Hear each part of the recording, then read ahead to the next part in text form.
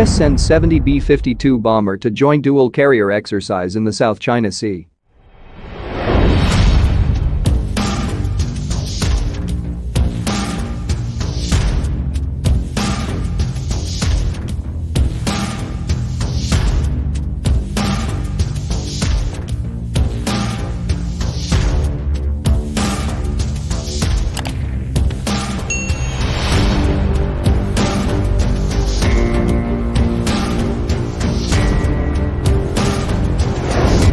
The B-52 Stratofortress bomber flew halfway across the world to join two aircraft carriers in an exercise Saturday in the South China Sea, Pacific Air Forces said in a statement Sunday.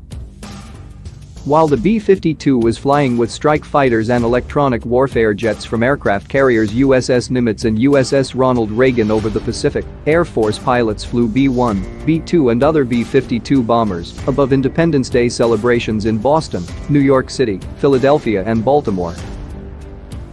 Back home we would celebrate the 4th by launching fireworks, Yeoman Second Class Juris Knox, assigned to the Nimitz, said in a Navy statement on Saturday, but nothing celebrates freedom like launching fighter jets from the middle of the ocean at night.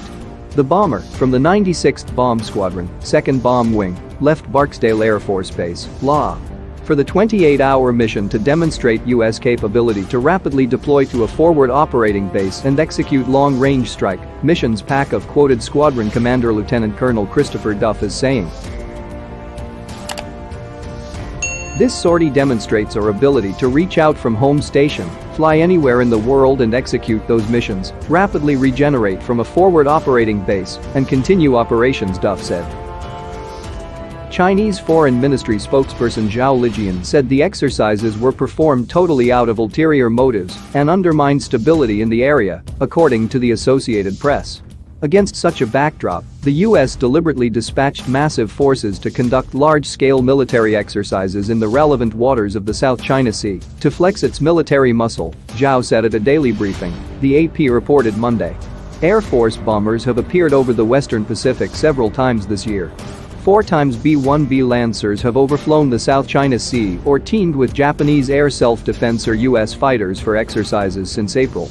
A pair of B-52s from Eielson Air Force Base, Alaska, flew to Japan in June for training. Rear Administration. George Wickoff, commander of Task Force 70, the 7th Fleet Battle Arm, said Air Force bombers strengthen joint, combine all-domain operations with multiple strike groups in the Western Pacific. The USS Theodore Roosevelt is also patrolling the region. While the global strategic demand for our naval forces remains high, having several carrier strike groups currently at sea enabled us to pause for extended operations with the Nimitz team, Wickoff said Monday in an email to Stars and Stripes. Saturday's exercise came after the Defense Department on Thursday expressed concern over the Chinese military conducting large-scale exercises around the Paracel Islands in the South China Sea from July 1 to 5. The designated area where the exercises are due to take place encompass contested waters and territory, according to the DoD statement. Conducting military exercises over disputed territory in the South China Sea is counterproductive to efforts at easing tensions and maintaining stability. Official reports did not mention whether either of China's 2 carriers took part. But China's state-run newspaper Global Times wrote that the South China Sea is fully within grasp of the Chinese military, and any U.S. aircraft carrier movement in the region is solely at the pleasure of the Chinese military, which has a wide selection of anti-aircraft carrier weapons like the DF-21D and DF-26 aircraft carrier killer missiles. Navy Chief of Information Rear Administration Charlie Brown responded to the article with a tweet Sunday. And yet, there they are. 2 U.S. Navy aircraft carriers operating in the international waters of the South China Sea.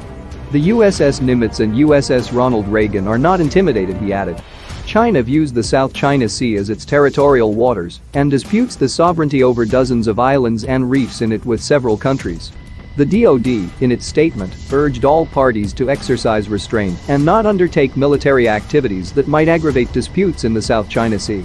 Unnamed Chinese analysts cited by Global Times said the Navy sending carriers into the same area where China held its exercises shows U.S. hypocrisy and demonstrated that it is the real source of potential regional instability. Wickoff called the 2-carrier exercise an unambiguous symbol of our enduring commitment to regional stability and mutual defense agreements. Saturday's exercise with the Nimitz and Reagan was the first time in 8 years that the US has sent two carriers to work together in the South China Sea. This weekend's exercise was also the third of its kind in the region in less than a month.